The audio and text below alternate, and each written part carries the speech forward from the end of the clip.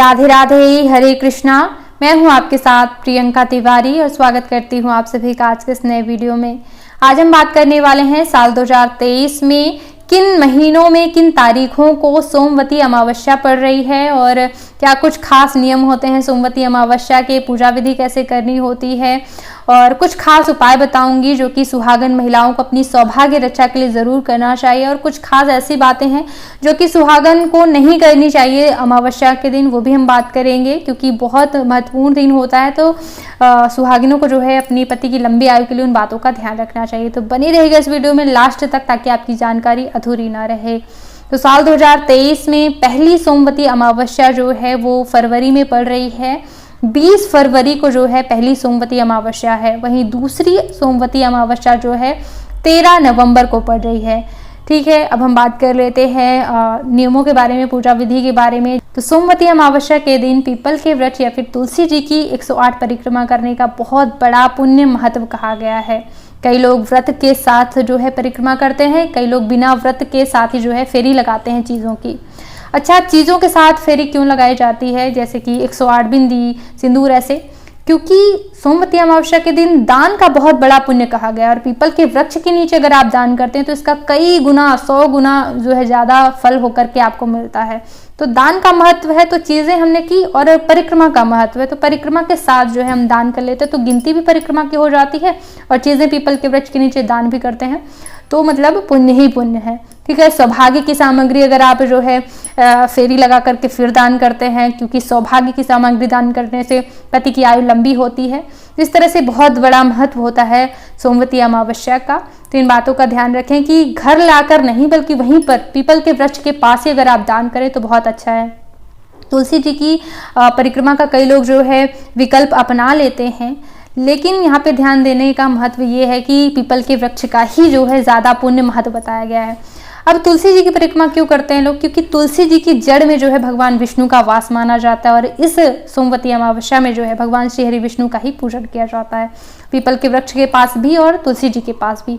तो महत्व ज़्यादा पीपल के वृक्ष का ही बताया गया है। तुलसी जी की भी कर रहे हैं तो कोई गलत नहीं है, लेकिन क्योंकि दान करना है और पीपल के वृक्ष के नीचे अति महत्व है। तुलसी जी की छाया तो ऐसी होती नहीं कि खूब बड़ी तुलसी हो तो छाया हो, वहाँ पर भी दान करने का महत्व है। तो जैसा संभव हो, क्योंकि पुराणों ग्रंथों में ज़्यादा पीपल के वृक्ष का वर्णन मिलता है तो वही मैंने आपको बताया है। ठीक है, तो जो भी चीज़ें हम दान करते हैं, जैसे कि आजकल लोग चॉकलेट वगैरह दान करते हैं, इस चीज़ का ध्यान रखिएगा जो भी आप दान कर रहे हैं वो पवित्र हो, शुद्ध हो। पूजा पाठ की अगर कोई चीज़ है, देखिए कोई चीज़ अगर प्रयोग में लाई जाती है तो उसका महत्व और ज़्यादा बढ़ जाता है। ठंडी का सीजन है, अगर आप ठंडी की वस्तु प्रयोग करें, लोग जल्दी प्रयोग में ला लेंगे, तो ऐसी वस्तुओं का प्रयोग करना चाहिए जो जल्दी लोग प्रयोग में लाते हैं। तो जब हम ऐसी चीज़ दान करते हैं कि हमारी चीज़ किसी ने प्रयोग कर ली तो हमें दान का पुण्य और भी जल्दी मिलता है और भी ज़्यादा मिलता है। अगर किसी ने दान प्रयोग नहीं किया, किसी और को दान कर दिया तो फिर मतलब मिलता है, लेकिन अगर किसी ने प्रयोग कर लिया तो सोने पे सुहागा। तो इस तरह से जो है ठंडी की वस्तुएं, रुमाल ही या फिर लड्डू गोपाल की कोई चीज़ें हो गई या फिर जो है पूजा का सामान हो गया, चॉकलेट वगैरह जो है आप थोड़ा बचें, खा लेंगे, सर्दी हो गई, ठंडी है, मतलब कोई ऐसी चीज़ करें जो फ़ायदा करे लोगों को, तो उसका पुण्य ज़्यादा है। क्योंकि जब भी हम दान करते हैं, रुपए पैसे कोई चीज़ दान करते हैं, अगर उसका किसी ने गलत प्रयोग कर दिया तो हमको भी जो है उसके पाप का फल मिलता है। जैसे कि अगर हमने पैसे दान किए, किसी ने बीड़ी पी ली, शराब पी लिया, मांस खा लिया, तो उसका फल हमको भी मिलेगा। हमने दान किया था, हमारा पैसा प्रयोग किया। तो ऐसा दान जो है थोड़ा सा ध्यान में रखकर किया जाता है। ठीक है, कुछ और सौभाग्यवती स्त्रियों को ध्यान रखना चाहिए कि इस दिन जो है मूल और तूल का स्पर्श नहीं करना चाहिए, यानी कि मूली और जो है रुई का स्पर्श नहीं किया जाता है। कई लोग तो जो है इस दिन गद्दे पे सोते भी नहीं, ऐसा होता है। कई लोग इतना ज़्यादा नियम मानती हैं, लेकिन इतना ज़्यादा नियम मानने की आवश्यकता क्यों नहीं है? क्योंकि अगर स्वास्थ्य भी ध्यान में रखना होता है, स्वास्थ्य अगर बिगड़ गया तो फिर पूजा पाठ एक तरफ हो जाती है। तो जितना संभव हो सके उतना आप मानिए, संभव है तो ज़्यादा मानिए, लेकिन एक बात का ध्यान रखिएगा, जो आप दीपक तैयार करते हैं उसमें रुई नहीं बल्कि कलावे का दीपक आप तैयार करेंगे। ठीक है, तो कलावे को रख करके आप जो है दीपक प्रज्वलित करें, मतलब दीपक के रूप में कम से कम आप थोड़ा सा बचें इस रुई को छूने से, क्योंकि व्रत कथा में ये वर्णन मिलता है कि मूल और तूल का स्पर्श नहीं करना चाहिए। ठीक है, और सोमवती अमावस्या ऐसा नहीं है कि केवल महिलाओं के लिए ही जो है ये फलदायी है, लाभदायी है, ऐसा नहीं है। पुरुषों को भी परिक्रमा करनी चाहिए, 108 ना सही तो 7 परिक्रमा जरूर करें।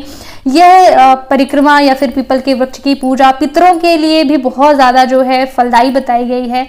अगर आपको पितृदोष है या फिर ऐसा कुछ है तो अमावस्या की पूजा मतलब बहुत ज़्यादा लाभदायी होगी, बहुत ही शीघ्र। कुंडली में अगर ऐसा कोई पितृ दोष है तो सोमवती अमावस्या के दिन उपाय कीजिए, परिक्रमा कीजिए, वहां पर दान कीजिए, पितरों की पूजा कीजिए। इस तरह से जो है इस अमावस्या का लाभ जरूर उठाना चाहिए। सौभाग्यवती स्त्रियां, क्योंकि पूजा पाठ हम लोग ज्यादा करते हैं और पति के लिए करते हैं, तो वहां पे अगर हम जो है सौभाग्य की सामग्री दान करते हैं तो सौभाग्य की आयु निश्चित ही लंबी होती है। तो इन बातों का ध्यान रखना है। और साथ जो भी हम फेरी लगाते हैं जिन चीज़ों की, तो उन चीज़ों को स्वयं के प्रयोग में नहीं लाया जाता है। तो इस बात का ध्यान रखेंगे। वो चीज़ें केवल बांटने के लिए, दान करने के लिए होती हैं, स्वयं के प्रयोग में नहीं लाई जाती हैं।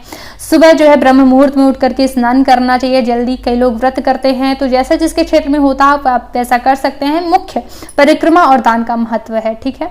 तो जैसे कि हमारे क्षेत्र में ससुराल में अलग, मायके में अलग, तो अपना अपना वो है, वैसे व्रत करना चाहिए ग्रंथों के अनुसार। लेकिन नहीं कर पा रहे हैं तो कोई ऐसा नहीं है, परिक्रमा करने के बाद जो है आप पूरा भोजन ग्रहण कर सकती हैं। संभव हो तो बिना लहसुन प्याज का इस दिन भोजन करना चाहिए। आपने परिक्रमा की है, एक अच्छा पूजा पाठ वाला कार्य किया है, तो थोड़ा सा उसको और निभा लेंगे तो कहीं ना कहीं अधिक पुण्य की प्राप्ति होती है। साथ ही साथ जो है इस दिन किसी सुहागन स्त्री को अपना प्रयोग किया हुआ चीज नहीं देना चाहिए, जैसे कि अपनी माथे से लगा दी बिंदी, या फिर अपना जो हम रोज सिंदूर लगाते हैं वो सिंदूर, या फिर अपने हाथ की चूड़ी उतार के, ऐसी गलती बिल्कुल नहीं करना चाहिए। क्यों?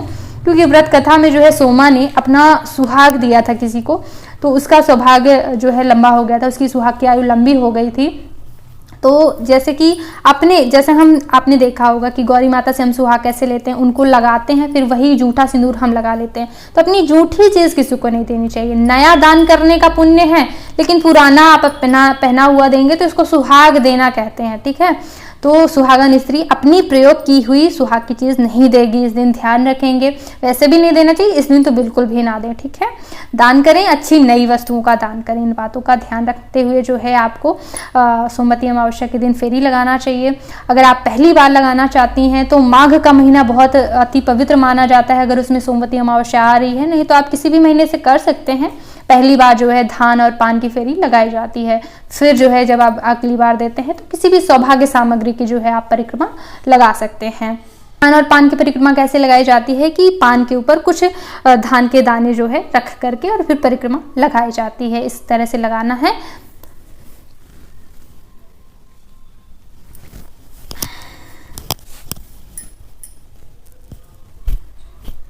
तो अगर आप किसी भी तो